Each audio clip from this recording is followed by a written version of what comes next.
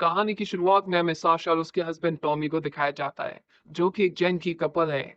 जैन की उन्हें कहा जाता है जिन्हें नशे की आदत होती है, लेकिन साथ ही इन्हें बड़े-बड़े पहाड़ों को चढ़ने का शौक भी है। और आज ये नॉर्वे के ट्रोल वॉल को पार करने के लिए आए हैं, जिसे पहले भी कई बार कोशिश कर चुके हैं। लेकिन इस ट्रोल वॉल को यानी कि इस पहाड़ को जो कि बिल्कुल सपाट है, उसे पार करना, उसके ऊपर चढ़ना इतना आसान नहीं है। और अभी साशा की जिद है, ये दोनों के दोनों उस पहाड़ पर चढ़ना शुरू करते हैं और साशा उस पॉइंट तक पहुंच जाती है जहां से आगे आज तक वो नहीं जा पाई। वो कई बार कोशिश करती है, लेकिन आज भी उस पॉइंट को पार नहीं कर पाती।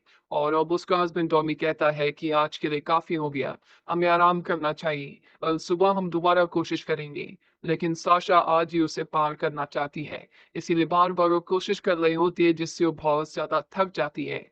और अब इन्हें पता चलता है कि यहाँ पर एक तूफान आने वाला है, इसीलिए अपने हैंगिंग टेंट को वहीं पर लगाकर ये उसके अंदर आराम करते हैं।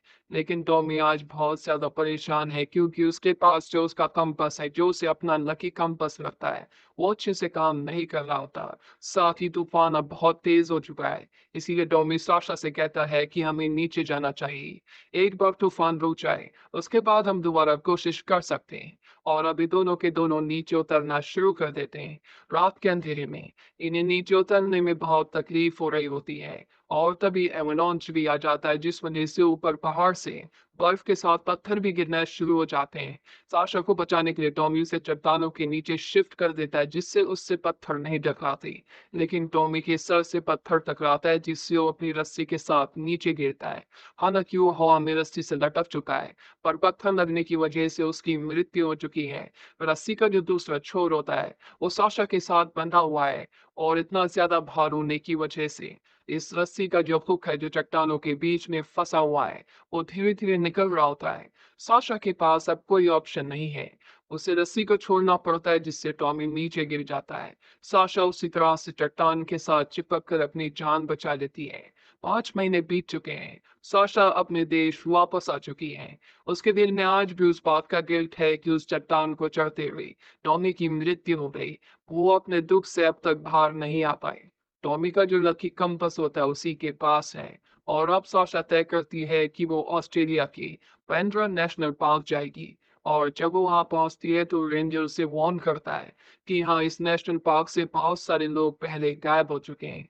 वो देखती है कि वहां पर बहुत सारे लोगों की फोटोज लगी हैं, जो पेनिस नेशनल पार्क के अंदर गए थे और लौट कर कभी वापस नहीं आए। साशा किसी भी कीमत पर अंदर जाना चाहती है, इसीलिए जो वहां का रेंजर होता है उसका नाम और पता लिख लेता है। इसके बाद साशा वहां से निकल कर एक गैस स्टेशन के स्टोर में जाती है, जहां पर दो हंटर्स उसे परेशान करते हैं। लेकिन तभी वहां पर बेन नाम का एक लड़का आता है, जो सूखा हुआ मांस बेच रहा था। वो कहता है कि इन्हें परेशान मत करो।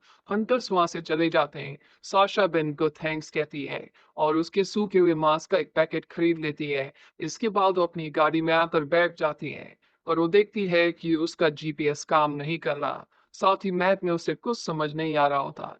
तभी वहां पर बेन आता है। बेन को मैप में वो एक जगह दिखाती है, जिसका नाम ग्रैंड आयल नैरोज होता है, जो कि बहुत ही घने जंगलों के बीच में है। वो कहती है कि मैं यहाँ जाना चाहती हूँ। बेन बताता है कि यहाँ पर जाने के दो रास्ते हैं, एक आसान रास्ता और दूसरा मुश्किल रास्ता। अगर तुम मुश्किल रास्ते से जाओगी तो वहां पर बहुत सारे सुंदर दृश्य हैं।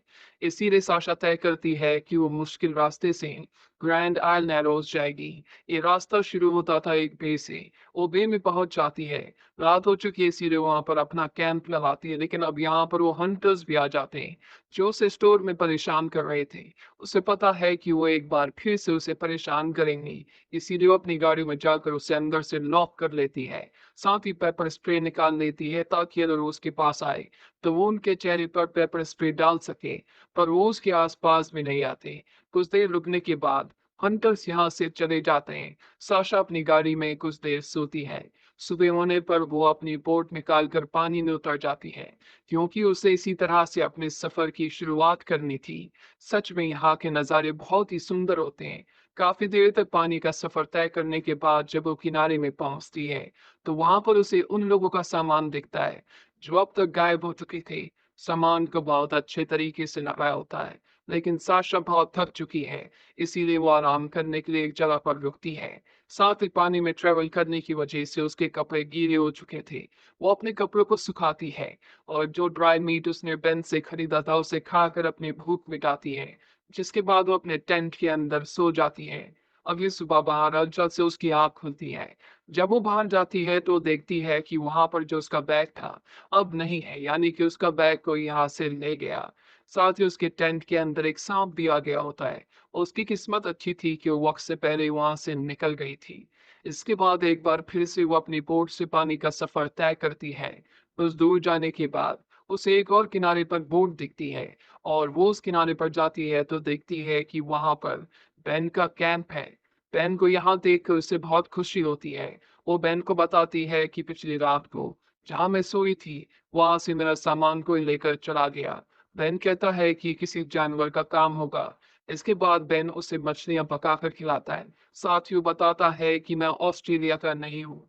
बचपन में मेरी मॉम मुझे यहाँ लाई थी, जिसके बाद मैं हमेशा के लिए यहीं पर रह गया। वो उसे ये भी कहता है कि तुम यहाँ क्या कर रही हो, तुम्हें तो पहाड़ पसंद है। ये सुनकर वो हैरान तो हो जाती है, पर वो उससे ये नहीं पूछती कि तुम्हें कैसे पता। दरअसल बेन बहुत अजीब सी बातें कर रहा होता है। साशा कहती है कि वो हंटर से एक बार फिर से मेरे कैंप के पास आ गए थे। बेन कहता है कि हाँ, पर तुमने उन्हें बहुत अच्छे से डील किया, वो तुम्हारे पास भी नहीं आई। और ये सुनकर वो हैरान हो जाती है। और अब बेन उसे सच बताता है कि मैंने जानबूझकर तुम्हें रास्ता बताया था और मैं तुम्हें शुरू से स्टॉप कर रहा हूँ, यानी कि तुम्हारा पीछा कर रहा हूँ। वो समझ जाती है कि उसका बैग चुराने वाला बेन ही है, पर इससे पहले कि वो उससे बैग के बारे में पूछती, बेन खुद उसका बैग लाकर उसके सामने रख देता है। साशा देखती है कि उसका जो ब्रेसलेट था वो बेन ने पहना हुआ है। वो समझ जाती है कि उसे जल्द से जल्द यहाँ से निकलना होगा। और अब बेन एक क्रॉसबो और एक स्पीकर लाकर उसके सामने रख देता है और कहता है कि मैं एक शिकारी हूँ, मैं इंसानों का शिकार करता हूँ। तुम्हारे पास एक मौका है अपनी जान बचाने का। मैं एक गाना प्ले करूंगा, जब तक ये गाना चलेगा तब तक तुम भाग सकती हो, और जैसे ही गाना बंद होगा मैं अपने क्रॉसबो से तुम्हें हंट करना शुरू कर दूंगा। तुम्हारे फोन को मैंने अपने पास रख लिया है, साथ ही बैग में तुम्हारे सरवाइव करने की पूरी सप्लाई है। और अब वो गाड़ी को प्ले करता है। साशा अपना बैग लेकर अपनी बोट, जिसे कायक कहा जाता है, पानी के रास्ते यहाँ से निकल जाती है। वो बहुत ज्यादा डरी हुई है क्योंकि उसे पता है कि बेन एक साइको इंसान है। वो इतनी ज्यादा घबरा गई होती है कि एक झरने से गिरकर वो अपनी काइक को खो देती है, जिसके बाद वो पानी से बाहर आकर जंगल में भागना शुरू करती है। पर तभी उसे उम्मीद की एक किरण नजर आती है। दरअसल उसे एक फैमिली की आवाज आ रही होती है, पर जब वो ऊपर जाकर देखती है तो वहां पर बेन ने अपना फोन रखा होता है, जिस पर एक रिकॉर्डिंग चल रही होती है, जिसमें एक फैमिली यहाँ पर एंजॉय कर रही थी। बेन उनसे दोस्ती करता है और बाद में एक एक करके सबको मार देता है। बस उस साशा को मारने के लिए बेन का ट्रैप था। वो अपने क्रॉसबो से तीर चलाता है। साशा की किस्मत अच्छी होती है कि वो बच जाती है और वो भागना शुरू करती है, पर बेन लगातार कई सारे तीर चलाता है। एक तीर उसके पैर पर लग जाता है, जिससे उसका पैर पूरी तरह से जख्मी हो चुका है, जिस वजह से वो नदी में गिर जाती है।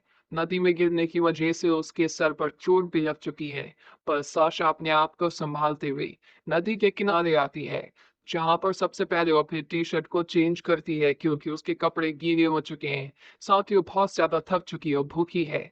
एनर्जी के लिए वो कुछ खाती है। उसे पता है कि जल्दी यहाँ बेन आने वाला है, इसीलिए एक बार फिर से वो भागना शुरू करती है। बेन अब भी उसके पीछे है। दरअसल वो इस जंगल के चप्पे चप्पे से वाकिफ है। वहीं हमें साशा को दिखाया जाता है जो भागते भागते एक ऐसी जगह पहुंच जाती है जहां से आगे रास्ता बंद है। वहां पर चट्टानों के बीच में से एक संकरा रास्ता होता है। उससे निकलकर वो चट्टान के ऊपर पहुंच जाती है, जहां वो दूरबीन से उस जगह को देखती है जहां पर बेन का कैंप है। वहां पर अब भी उसकी बोट होती है। साथ ही वो देखती है कि बेन उसके अब बहुत पास पहुंच चुका है। बेन भी उसे देख लेता है और अब बेन से बचने के लिए एक बार फिर से वो चट्टान की दीवारों से नीचे आकर, चट्टान के पत्थर के नीचे आकर छुप गई।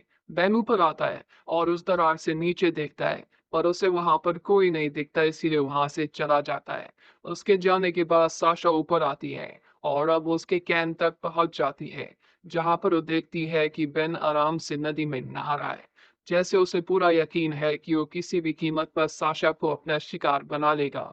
साशा का इस जगह पर लौट कर आने का सिर्फ एक ही कारण था और वो था उसकी पोर्ट।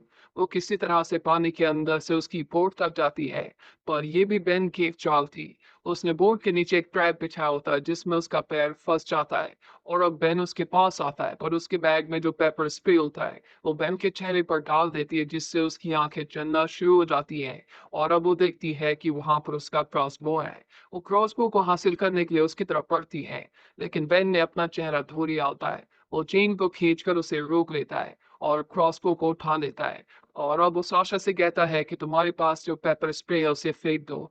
साशा को उसकी बात माननी पड़ती है, जिसके बाद वो उसके पैर को स्ट्रैप उसकी से निकाल देता है और उसे बताता है कि मैंने तुमसे पूछा था कि तुम्हें आसान रास्ते से जाना है या मुश्किल रास्ते से। तुमने मुश्किल रास्ता चुना। अगर तुमने आसान रास्ता चुना होता तो तुम कब का अपनी मंजिल तक पहुंच चुकी होती। तुमने मुश्किल रास्ता चुना, इसीलिए तुम यहाँ पर फंस गई। यहाँ के जो नरभक्षी ट्राइब्स हैं, मैं उनके रिचुअल्स को फॉलो करता हूँ। उनका मानना है कि हम जिस भी इंसान को मारते हैं वो हमेशा हमारे अंदर जिंदा रहते हैं, और अब मैं तुम्हें मारूंगा जिसके बाद तुम मेरे अंदर जिंदा रहोगी। रात भर साशा भर बारिश में भीगती रहती है। अगले दिन वो उसे अपनी बोट पर इस जगह से दूसरी जगह ले जाता है। उसके हाथ बंधे हुए होते हैं। साशा को बताता है कि रेंजर ऑफिसर के रजिस्टर में मैंने तुम्हारा नाम और एड्रेस देखा, जिससे मुझे पता चला कि तुम्हें पहाड़ चढ़ने का बहुत शौक है। तुम अपने हस्बैंड के साथ वो वॉल चढ़ने गई थी जहां पर तुमने अपने हस्बैंड को खो दिया। साशा कहती है कि वो एक हादसा था। इसके बाद बेन उसे पानी में फेंक कर उसी तरह से पानी में खींचता हुआ एक गुफा तक ले आता है, जहां पर वो देखती है कि वहां पर उसी परिवार की डेड बॉडी है जिसका वीडियो उसने मोबाइल में देखा था। दरअसल वे बहुत बड़ा साइको है। वो इसी तरह से लोगों को मारकर उनकी स्किन को सुखाकर लोगों को बेचता है। वो साशा को बताता है कि आज तक मैंने किसी की आत्मा को अपने अंदर कैप्चर नहीं किया, क्योंकि ट्राइब्स का मानना है जब तक हम इंसान को मारकर उसका लीवर कंज्यूम नहीं कर लेती तब तक ऐसा नहीं हो सकता। आज तक मैंने बहुत सारे लोगों को मारा, पर मुझे कोई भी स्ट्रॉन्ग स्पिरिट नहीं मिली, जिस वजह से मेरा रिचुअल पूरा नहीं हो पाया। पर आज मुझे एक स्ट्रॉन्ग स्पिरिट मिल चुकी है, यानी कि उस साशा को मारकर अपना रिचुअल पूरा करना चाहता है। इसके बाद वो अपने नकली दांतों को निकालकर अपने असली दांत उसे दिखाता है, जो किसी एनिमल की तरह शार्प होते हैं। दरअसल उसने घिस घिस कर अपने दांतों को ऐसा कर लिया था। ये भी उन्हीं ट्राइब्स का एक रिचुअल था। दरअसल वो सबसे पहले अपनी मॉम के साथ यहाँ पर आया था। उसने सबसे पहले अपनी मॉम को ही मारकर अपना शिकार बनाया, जिसके बाद उसने कई लोगों को मारा। और आज साशा की बारी है। वो साशा की बहुत करीब आ जाता है। साशा अपने दांतों से उसके कान को काटती है, जिससे उसे पानी में कूदने का मौका मिल जाता है।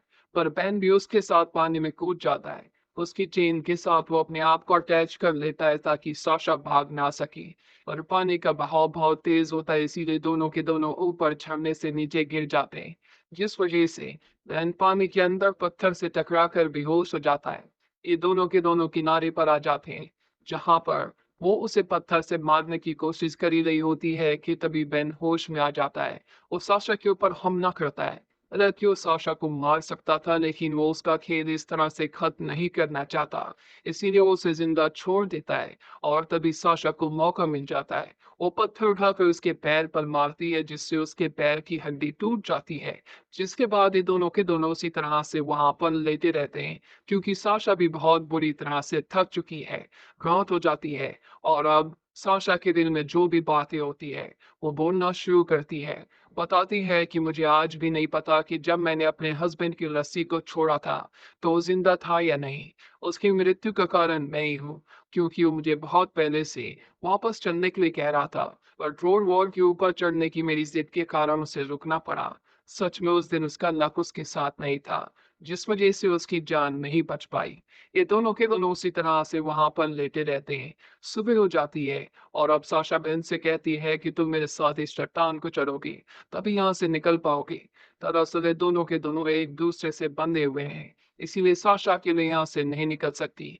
साथ ही बहन ने पूरी तरह से हथियार डाल दिए हैं। उसका पैर जख्मी है। उसे पता है कि इस वक्त वो साशा का कुछ नहीं कर सकता, और वैसे भी अगर उसने साशा को मार दिया तो वो खुद भी मारा जाएगा।